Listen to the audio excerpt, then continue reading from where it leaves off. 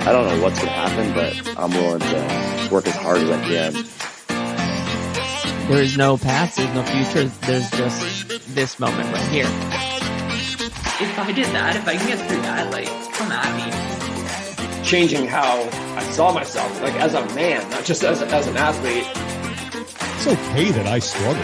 It's okay. That's part of the deal. It's how I respond to it.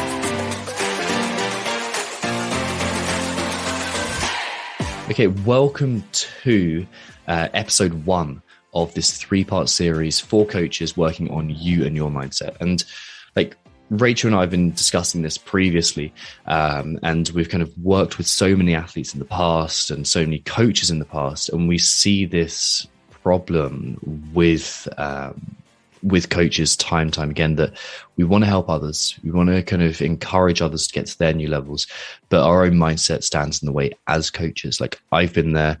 Rachel, have you been there? Oh yeah, for sure. Yeah, definitely been there. Well, we've definitely been there ourselves.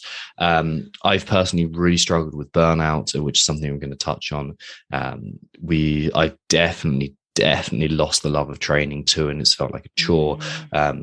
Income problems too, like associated with training. Yep, been there. Like we've both been there. And the thing about coaches as well is that if I understand that helping you guys who are listening to this has this effect, not just on you, which is great, but also all the athletes you work on as well.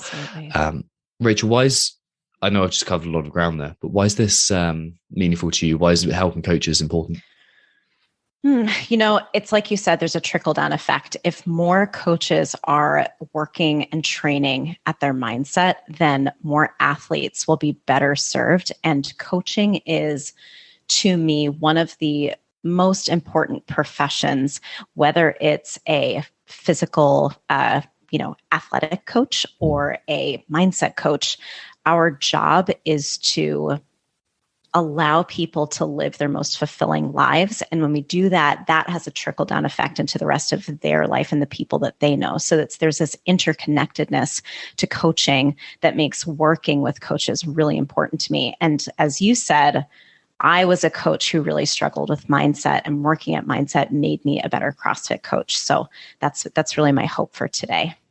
Yeah, there's one thing that happens along that journey, which is that you kind of attune yourself to different sensitivities of mindset and psychology.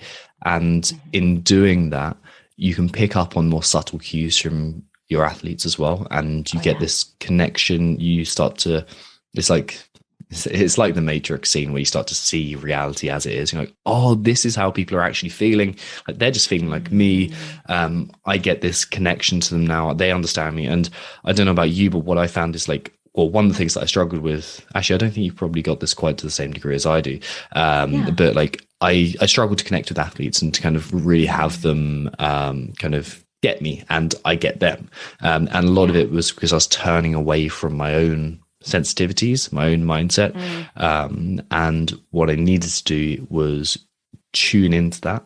And then it seemed like athletes would kind of not flock around me, but I'd have the kind of, I'd be more stable in my own self, that I was able to be less fearful of what athletes were feeling too. So there was this massive benefit there. So yeah, super, super important. So today what we're going to do is describe the 3 biggest problems that we feel affect coaches, and explain why they're there, what needs to happen, how we can we'll start to explain a little bit of how we can move through it. But really the most important thing to do initially is describe the lay of the land, see where we're at, see where like coaches are. And basically, if you're a coach listening to this thinking, do you resonate with this? So challenge number one that athletes face. What is it, Rachel? Oh, it's burnout. And like you, I struggled with burnout for sure. So when we see coaches who are burned out, they are so drained of emotional and physical and spiritual energy that their whole life ends up suffering. So they have a constant need to take time off. They don't like going to work anymore, which I think is one of the more heartbreaking things, especially if you once loved coaching and suddenly you don't want to go in and coach anymore. That's a really big sign of burnout. There's also a lot of tiredness and fatigue, dread at going to work. It's just not a fun time. It's like, well, I have to go back to my own story again. And I purely to say, look, I've been there and I understand what it's like. It's nothing inherently wrong with you.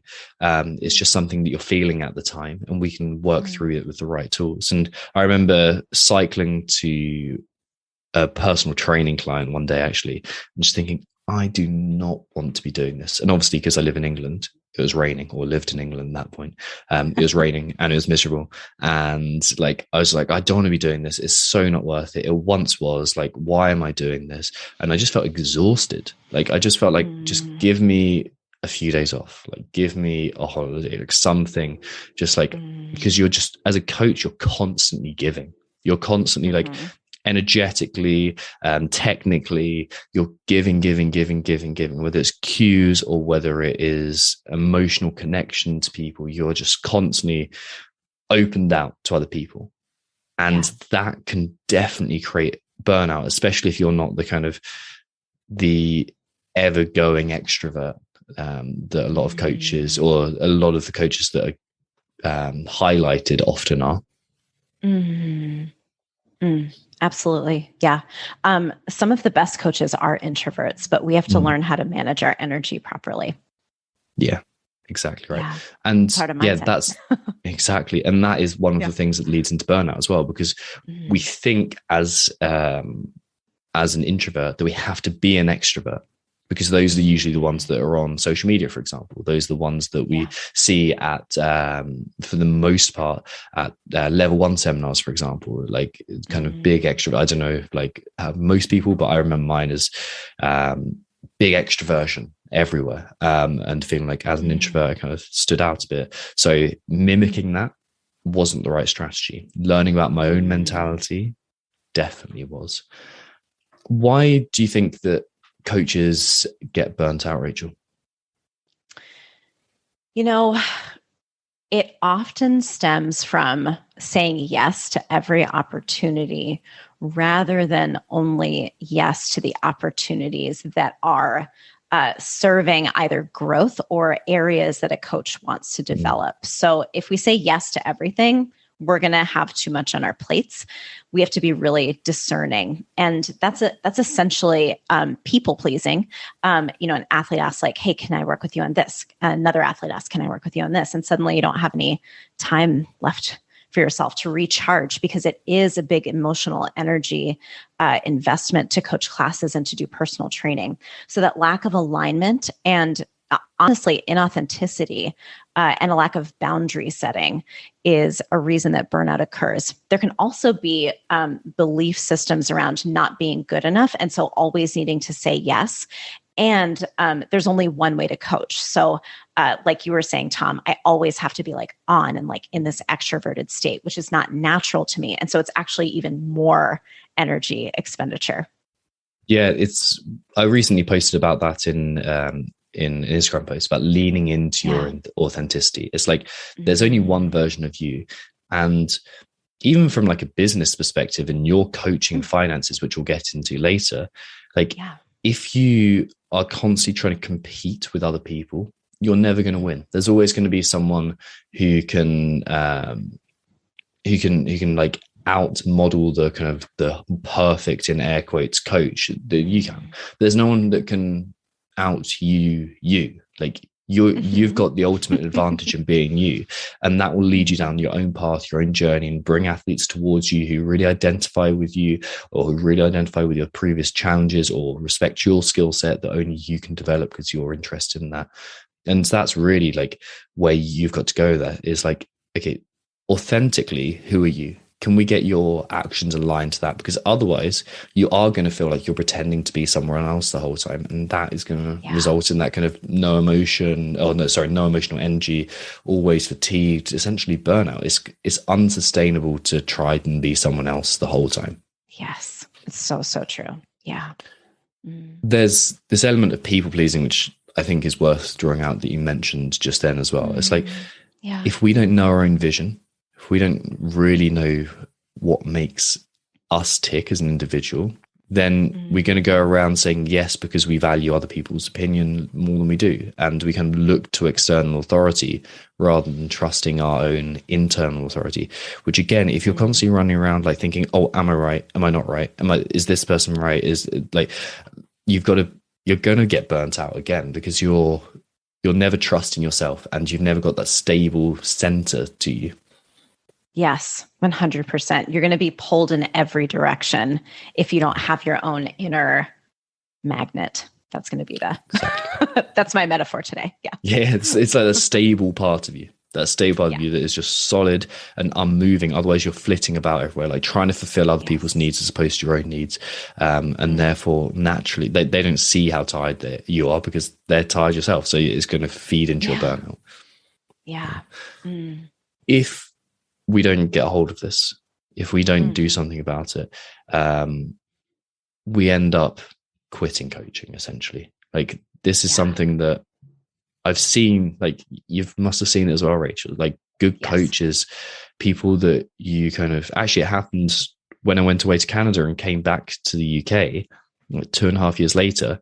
And I'd got in touch with a few people. I'm like, oh, what are you up to now? And it's like, oh, I quit coaching. I couldn't handle it. I just felt exhausted. Like I needed I needed a break from it.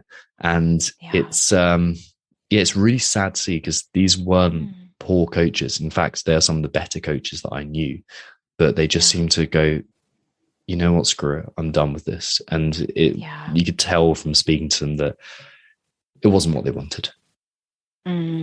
Yeah, that's especially heartbreaking when we see it happen with coaches who are not only good at coaching, but who loved coaching at some point. Yeah, so you lose something that you love. Yeah.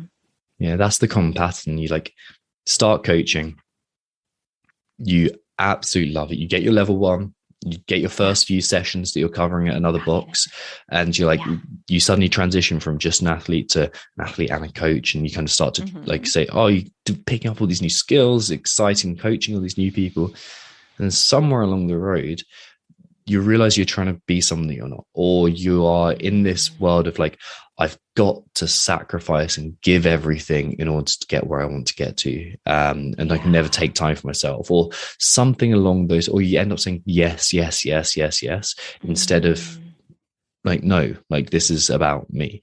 And you end up quitting the job, or I think just as bad, maybe even worse as well, is you end up miserable and not giving good service to people, and everyone senses that you're emotionally checked out, but you're still doing it and you're still coaching people because of this sense of obligation.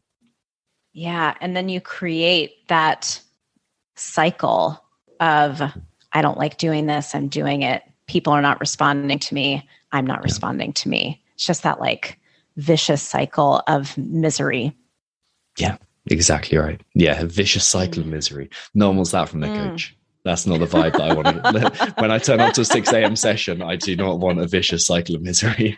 It's my nickname for the assault bike. That's good. I like that. You like that? So burnout is the big one. Like that's one we see up front. And it's like, we're going to get to income because I know that is the thing that so many coaches struggle with. But first, let's touch on something that's so closely related, which is losing the love of training. When I put out an Instagram poll of coaches, what do you struggle with most? Losing the love of training, losing the love of being in the gym, losing the love of coaching. That was in there. This thing that you once adored, this thing that was once such a keen part of your identity, becomes something you not quite loathe, not quite despise, but are kind of ambivalent towards. You don't have that stoke that you want to. You're not excited to just grip that barbell and go for a PR. You're not like enjoying the process. Like how do you see, or what do you see when coaches have lost the love of training or love of being in the gym? Yeah, the thing that you said about like someone who once loved lifting is no longer completely stoked to like pick up the barbell and grip it and rip it. The other side of that is losing the love of training can also look like a coach who goes in and trains. They're like maintaining their training schedule, but they are so frustrated with lack of progress or frustrated with any type of setback or failure. They almost take it really personally. And that creates this, like, it's no longer fun to train. It's just this source of pressure where, like, you have to perform, you have to be perfect when you show up to your training session. Yeah, this idea of coaches have to be perfect and coaches have to be in every possible way better than their athletes. We know that's not the case. Otherwise, Justin Medeiros would also be a coach to everyone else. Like that's not the way it works. That's really not the way it works. Like you can't be better than your coaches. Better than your athletes at everything. Yeah. But this idea of like perfectionism, or like I've got to be better than my athletes. I've got to be this constant striving for success and constant linear improvement. Like it's funny because you'd never tell your athletes to do that. If your athletes had plateaued for a month or two, you wouldn't go, oh, like just give it up. You wouldn't say like just stop training. You would say like, okay, give it some time, give it some patience. And it's often like you don't take your own advice, which is like one sign you're losing love of training. Like you don't take your own advice around like nutrition, recovery, training, resting. Like all of that. Yeah, resting is a huge one. So yeah, that's one of the things that I personally see. What else do you see when a coach has lost the love of training? Yeah, that desperation to get out of the gym because you're just sick of the environment. And that can be tied to that burnout, right? So it's just like, I have been looking at these same four walls for whatever amount of time, and I just cannot like look at it anymore. I have to get out of here. Yeah. And you can see why. If you've been there since 5:30 in the morning, and then you popped out some like a snack quickly at 10:30, and you're doing the lunchtime class as well, and you've been there for forever. Like the last thing you want to do is like one of the best places I've coached, but also one of the hardest physically was CrossFit Aldgate, and the reason why is just because it's underground. So it's in the middle of the city, and there's no light coming out there, which meant that long shifts in there were like tough, but you'd have to like, you did it by getting out and getting back in, like getting out into the daylight and kind of, oh yeah, this is what the sun looks like, that big yellow thing in the sky, that which is sometimes there. I was and say, it's like not always. But yeah, like I'd look around, you see coaches struggling with this a lot, like losing the love of training, and it feels like again that imposter syndrome of like, am I really going to be good enough, or like, do I deserve to be here if I'm not better than my athletes? Are they going to catch me out? Are they going to see me for who I really am, which is not this fit superstar? There's also this piece around like, if I train hard, are people going to catch me out that I'm just not as fit as I could be, as I feel I should be, in air quotations. They may even be missing, like trying not to train with classes because they don't want to be seen training around classes. You bring up imposter syndrome, and I think it's almost this issue of, we know that coaches need to set the example, but there's this mismatch between setting the example through your results and your performance and setting the example through your character and what you're like teaching athletes about process and growth. So that's like a big thing that we end up working on mindset with coaches. Yeah, like I couldn't have said that better. That is so right. Like we feel like we've got to mimic the results and establish the results that everyone else should be getting, as opposed to establishing those character traits and re-emphasizing them time and time again, so that people can look. And again, you're not going to hit perfection, but you can give an example of like, hey, this is the type of person that I'm going to be, and therefore, it's leading towards results as well, which you will get.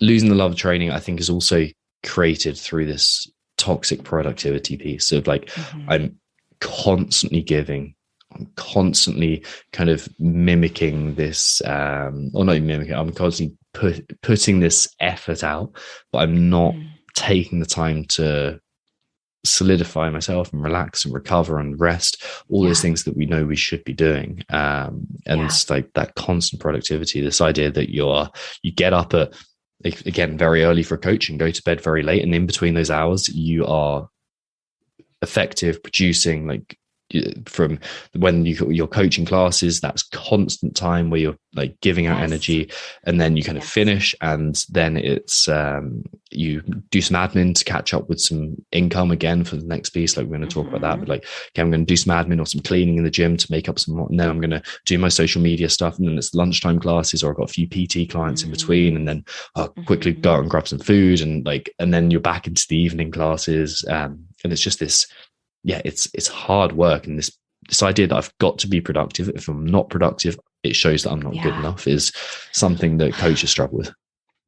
Well, and I know coaches who work full days at the gym, right? 8 hours, 9 hours at the gym, a full schedule, and then we'll go home and we'll answer emails at nighttime. And again, it's that idea of like, I'm in a service industry, and so I have to be like responding to people immediately. So there's a lack of boundary setting between like, I have office hours and I actually need to rest in order to give my best work. Absolutely. And there's like linked into that idea as well of like, this is what a good coach should be like. So in service based world like this, I should be there the whole time. Like who said, like if you're in any other service industry, like they wouldn't expect the same person to get back to you like straight away. They'd think, okay, there's shift patterns and someone will get back to me in the time that works for them. But also linked into that as well of like, there's this idea that a good coach should be the sport CrossFit model. Like they should be able to snatch whatever. They should be able to do ridiculous number of toes to bar. They should be competing at the sport.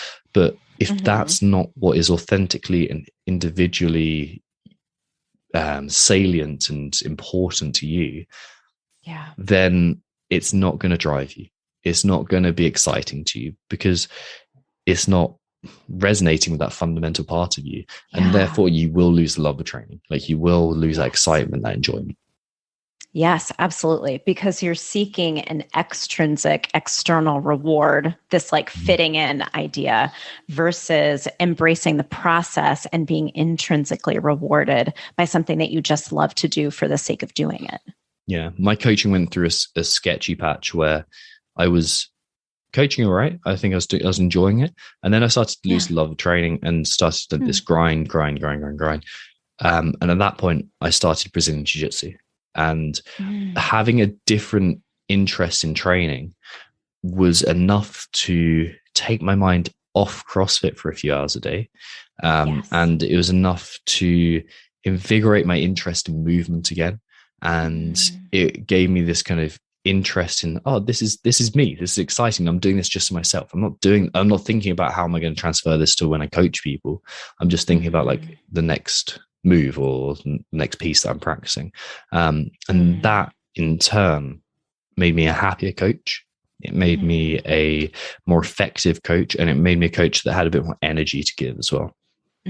For sure. Okay, if we don't fix this losing the love of training, where do coaches go, Rachel? Often they give up coaching or give up training, as we said in the last one, right? Like something stops being fun. There's only so long that we're going to continue putting up with doing it. Humans just don't do that. Often coaches will have significant plateaus in performance, and that's where that frustration comes in, frustration and like self-directed anger. I find that a lot of coaches, and when I've struggled with this, like kind of losing the love of training as well, because I feel like because I had felt like I'd lost a important part of me. I began to get more conflicts than I need to with loved ones. I think that's probably the way to put it. I was like started to be more tense at home, started to feel agitated. And when we've worked with coaches as well, we see this, like they're not getting on as well with their spouses or their families or their friends, because they feel like they've lost a bit of them. They've lost like an authentic part of them. And we also see this as well, like if unchecked, leading into injury, poor performance, like kind of getting sick and unhealthy. Because if you're not training, if you're not loving training, you're not going to train as much. And if you do, it's going to be with half effort. So you're not going to be in good health too. And like that puts you in it's more, a lot of coaches are coaching because they want to live that healthy lifestyle. and it stops becoming healthy. It stops becoming authentically healthy and starts becoming something else. This mimicry of a lifestyle that they feel they should, or they should be producing, and it's not authentic to them. Yeah, absolutely. I want to say too that if we are not enjoying training, but we're coaching athletes through their training, it's really hard for our coaching to be good if we're not enjoying training ourselves, right? If we're not feeling that, motivation and drive, how are we going to, inspire our athletes? Again, not through our performance, but through our character, right? Yeah. Mm-hmm. Exactly right. Some of the best coaches that I've ever had have been not, they wouldn't have as high numbers of me in the open, for example. We wouldn't be at that same level of performance, but they've been able to see something in me and connect with me in a way that's got far more from me than some of the worst coaches that I've had, who have been technically brilliant but awful communicators, or technically brilliant but in no emotional connection whatsoever. And like, athletes are after connection. They're not after technical knowledge. Like, everyone is after connection. So true. So the big one, what is the final I think everyone could guess this as well. I think everyone, whether they are a CrossFit coach or not, what is the big thing that that coaches struggle with when it comes down to mindset? It's not making enough income. It's having a lot of financial pressure, and having that sense of, I'm never able to make enough money. I'm working so many hours and I'm so tired. And somehow I still have to work more in order to make more money. There's this constant need to, you're scraping by and you're just not able to catch up. Yeah, it's this constant financial pressure of it feels so horrible as well, because when's this going to break? If you had a regular 9-to-5 job, or if you were paid a regular hourly wage and you had that many hours, you'd be financially, at least you'd go, you know what? I'm at least financially I'm safe and stable.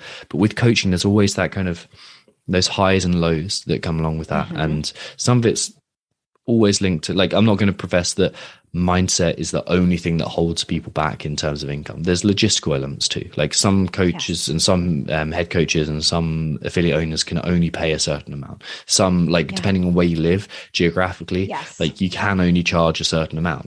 If you live in New York or London, you're going to be able to charge more than if you live in the remote parts of the world. So that comes into it, but mindset is also a huge part of it. And I know personally as well, because of what I learned as a child around financial success and lack thereof, I mimicked patterns that were unsuccessful and considered the normal, and absolutely fundamentally believed that I was doing the right thing.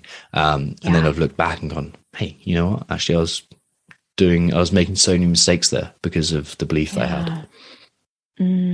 Absolutely. Well, you mentioned that that warrior mentality, which I think would be really interesting to go into more, but the idea is I should be working as much as possible. And if I am not making enough money, then I should be working more. And then we go back to burnout. Yeah. Look at that hustle and grind mentality that is so popular now. And it's the best athletes aren't the ones that are training 14 hours a day. They're the ones that train very intensely for 3, 4, maybe 5 hours a day, but getting their recovery in as well and valuing that recovery time. The best authors, they don't just write continuously. They stick there and they write the article, write the book, they give everything towards it, and then they take a few months of recovering. Whatever it is, the best business people, they do exactly the same. They sprint. It's a sprint kind of thing. And even throughout the day, it's okay, I'm going to sprint intensely for a few hours, then I'm going to take a good rest and then do the same again. Exactly. And what inevitably happens instead of having these sprint recover attitudes, is we think, okay, this is like a marathon where I've just got to slog through every single day. So you end up doing things like admin and cleaning, to help you get by. You do things like working with athletes that you'd really not work with and that don't suit your strengths, and like you don't suit them either. And you're doing it all times of day, and you are just working from 6 a.m. to 9 p.m. And it's like, and then you're just under this constant stress. And I really think that the root of this is the scarcity mindset of there's not enough to go around. If you're constantly acting in this way of like, there's not enough and I've got to scrape everything together, people also sense that they don't want to work with you. And also you're kind of like, you're going around like thinking, oh, I've got to take because there's not enough to go around. And it kind of, it bleeds into other people as opposed to giving. And that's who people want to work with at the end of the day. People who give and solve the problems that they have. Yeah, for sure. The scarcity mindset, especially around financial resources, is really big. And there are only so many athletes that any one person can work with, right? So if there's a scarcity of anything, it's time. And the way that we learn to value our time is really important in mindset work. And I think that gets us into this idea that a lot of us who struggle with the financial insecurity, we're not able to sit down and create this longer term vision of how we want to be earning more income in a sustainable and fulfilling way over time. Instead, we're filling our schedule with all of these little tasks, trying to piece together enough versus taking the long view and creating a plan and then figuring out ways to execute the plan over time. Yeah, exactly. Like we want a 3-year vision where it's fleshed out of like, this is what I'm doing year 1. This is what I'm doing quarter 1 of year 1. This is what I'm doing year 2, a broad goal. This is where I'm going to be year 3. And sure, it's not going to go exactly to plan. Like never does. Sure. But having that longer term vision and taking some of the pressure off yourself weirdly attracts more people to you. You start working better. You start to turn up with like kind of a happier mentality because you trust that everything's going to be okay. And like there's a bit of like kind of, it's useful to occasionally think, okay, what could go wrong here and how can I work around premeditatio malorum? Like here it's like we need to work on that and kind of see what could go wrong and overcome it. But like having this long-term vision puts today into focus, which is not everything, just something on the way there. Yes, absolutely. And it's kind of almost needless to say about what happens if we don't fix this, but it's worth pointing out because we often turn away from discomfort. And what really happens is we end up broke. We can't support our loved ones. We get health issues from the stress, like we're stressed constantly, and we can't develop that connection with athletes. We can't develop that connection with our spouses. Like we can't develop the connection with people that we want to spend time with, our friends, our family. Like it gets difficult. And and I know that finances is obviously one of the things that in the Western culture we don't talk about enough. And I think this is an important thing to begin to work on and to see clearly. Yes, I totally agree. So in summary, 3 big problems that people struggle with: burnout, losing love of training, or coaches struggle with, burnout, losing love of training, and the financial side. It's not everything, but it's the 3 big ones. Like there's other things like getting buy-in from athletes, negative self-talk, lack of confidence in coaching people, feeling judged by athletes and coaches. It's a lot, and individuals struggle with their own individual pieces. And if you'd like any assistance on that, if you'd like any insight, like message us on Instagram, look for @Mindset Rx'd, Mindset Rx'd. And if you're ever going to overcome this, we need to realize that what is in the way is our story, our mindset. Like that's holding us back. And there's the physical aspect of like, are you sleeping enough? Are you recovering enough? Are you using light appropriately? And there's also the story aspect. And the story aspect is often the main one. It's the one that truly holds us back. It is the blockades that once we remove that, then we'll be into our flow states. We'll be coaching better. We'll be enjoying the coaching better. And that's really what we want to get to. Next episode, what we're going to be doing is we're going to be diving to like what success actually looks like. What does a good mindset look like as a coach, and how can you start to work towards that? We really need to know where we've been or where we are right now. That's point A. That's what we've worked on, and then we need to know where we're going to get to. What is point B? What's the objective? That's right. Anything to add to that, Rachel? I have nothing to add to that. Well, if you've been listening to this and you're a coach and you are interested in learning more about your mindset, then I'd recommend messaging us on Instagram. Like I said, Mindset Rx'd, Mindset Rx'd. Check us out and shoot us a message and inquire about pre-registering for our level 1, our coaches cert level 1. And this is an introduction to mindset training for coaches, a 5-week intensive mindset session for coaches. And yeah, like, we're taking pre-registrations. Applications aren't open properly yet, but they will be soon. In kind of mid-April is when we're going to be starting. But pre-registration is available, and you'll not only get access to early bird slots, but you'll get access to an early bird discount too.